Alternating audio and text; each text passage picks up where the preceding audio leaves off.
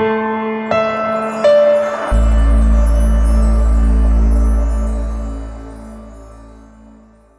and welcome. I'm Vanessa Roberts, and today I'm joined by Pamela Powers of Maximus. Welcome, Pam. Thanks for having me. It's great to have you here. Thank you so much. Pam is the Executive Managing Director for the Defense Market at Maximus and is a veteran of the Air Force, where she also worked after her years of service. She also spent time during her government years at DoD and at VA. This is all to say that she's the ideal guest for today's forward-thinking government topic, how to create great user and customer experiences within DoD. So let's get down to it, shall we? Sounds fun. All right. So let's just to kick off, perhaps you can talk a little bit about why DoD's expanded focus on CX and UX is really so essential now more than ever. So DoD is facing a recruiting and retention problem, right? It's historic, really. The all-volunteer force has been working great for a very long time, but it's with the shrinking pool of eligible candidates and the highly competitive talent market out there, it's getting more challenging for the services to recruit and retain, good talent.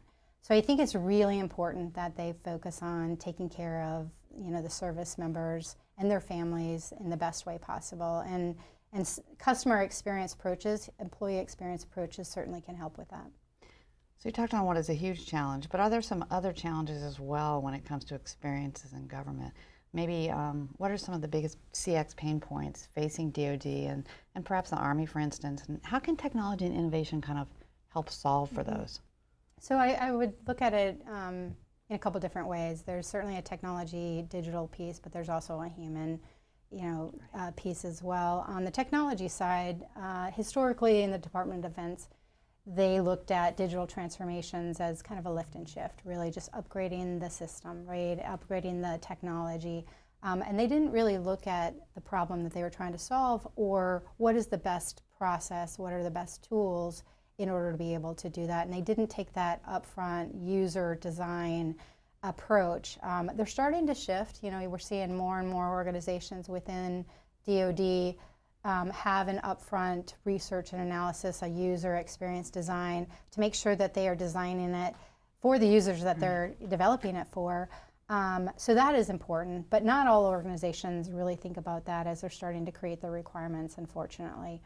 But on the human side, I think that's just as important, if not more important, right? We talked about recruiting and retention, but really everything along the journey of a service member is a potential pain point, right, or a potential area of opportunity to improve. And we're competing against the amazing talent out there. The services need to get it right to make sure that they are taking care of their service members and their families in the right way across that entire journey. Right. It's interesting at DoD because in some ways that service member is sometimes a customer and sometimes the user. Yeah. Right? So that total experience piece is a little different there, right? And that's a great point. And I think that's why the department has been reluctant to look at it that way. The current administration and previous administrations have really focused on customer experience in the federal government for high impact service providers, right? Those that touch citizens every day for services, VA being one of them. So they've been on this journey for a little while. Some better than others. VA is definitely out in front. But the Department of Defense doesn't really think of their employees as customers. They don't think of their service members as employees or customers either. So they have been really reluctant to do, and I think also the services haven't really understood the value of changing the focus onto a human-centered design lens. One of the things I've mentioned in other forums is the fact that the services look at their employees as a whole, right? They design training as a whole. Everybody gets the same training, right? Think about if the services focused the training on individuals and had training when they needed it, why they needed it, how they needed it, and it was really focused. And so you didn't take time away from all the other things that service member has to do for training, just mandatory training for no reason. Right. And they're all at different paces and spots in their careers, exactly. and also in what they have to do for that specific mission. So that's also changes. So like that very kind of like regimented, like I'm at this point in my career, I have to do this, or it's 6 months in and I have to do this training. I mean, I know there's a lot of that type of training in DoD. So that would be a difference. It kind of leads me to my next question, which is really around that idea that data drives great customer experience, right, or great user experience. And obviously, you know, that's a factor here, trying to figure out that kind of, you know, service member centric kind of thinking. Maybe talk about a little bit about the recent release of the data analytics and AI adoption strategy. It's really focused on kind of being more agile, user focused, what you've been talking about. And it even has that idea that, you know, they should treat data as a product.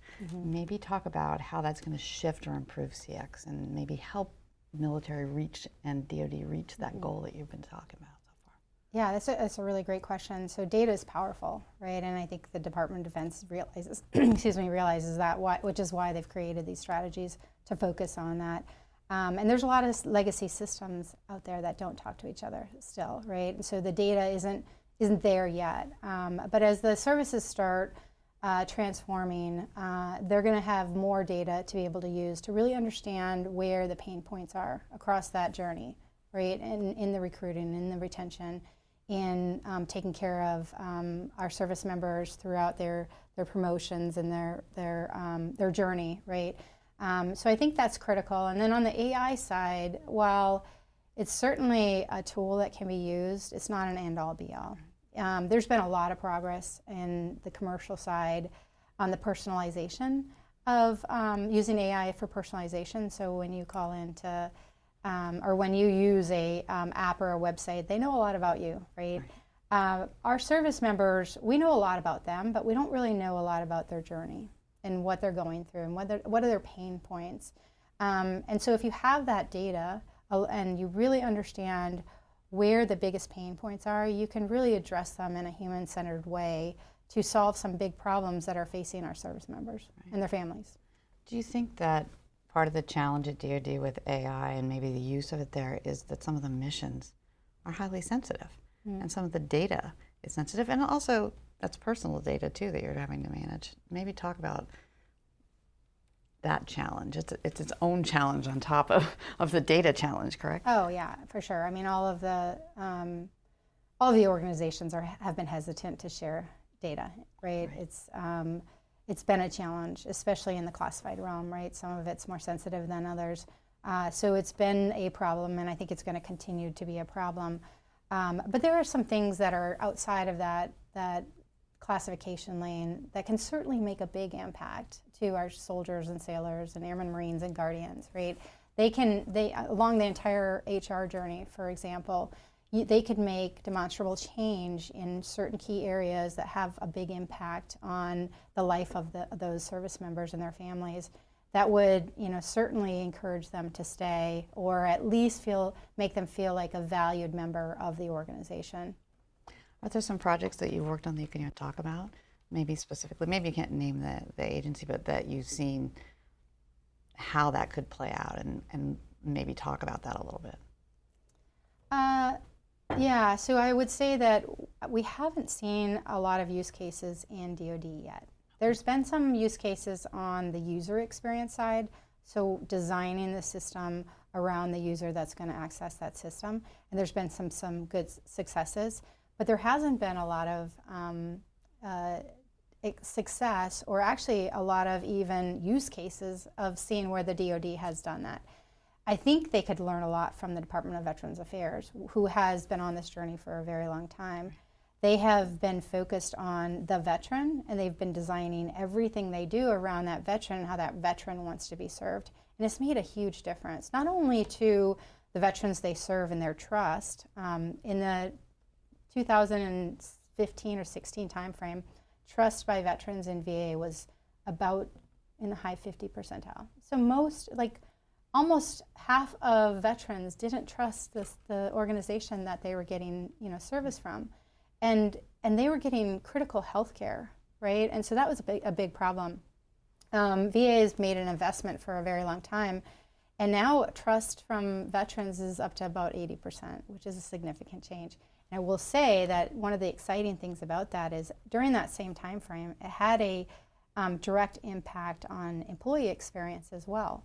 And they didn't even have a concerted effort on the employee side. But when you give the tools and technology in the hands of the employees to be able to do their mission and serve, veterans, or in the case of the Department of Defense, if you give the tools and the technology and the good processes to those service members, they're better able to do their mission, and they're more likely to enjoy their experience in the service. Right. It's definitely seen that there's a definite connection between that what might be employee experience, user experience, and then customer experience. Like it's a flip side of each other, right? The yin and yang of something. And it's fascinating how that often plays out that way. Yeah, so as I mentioned, the trust in VA went up to record numbers, 80% during that time. And the same amount of time, and actually less time towards the end of that period, the last couple years, the satisfaction of employees went up. So VA was in the best places to work for the Partnership for Public Service. They were about 17 of 18 best places to work in the federal government for a very long time, rightfully so. It was not a good place to work. Now they are up to in the top 5. And that is a direct result of the focus on giving them the tools to be able to best serve their constituents. Right. Maybe talk about how you think that could help with the morale and that retention factor, and what are some test case uses that could be done? You talked about HR.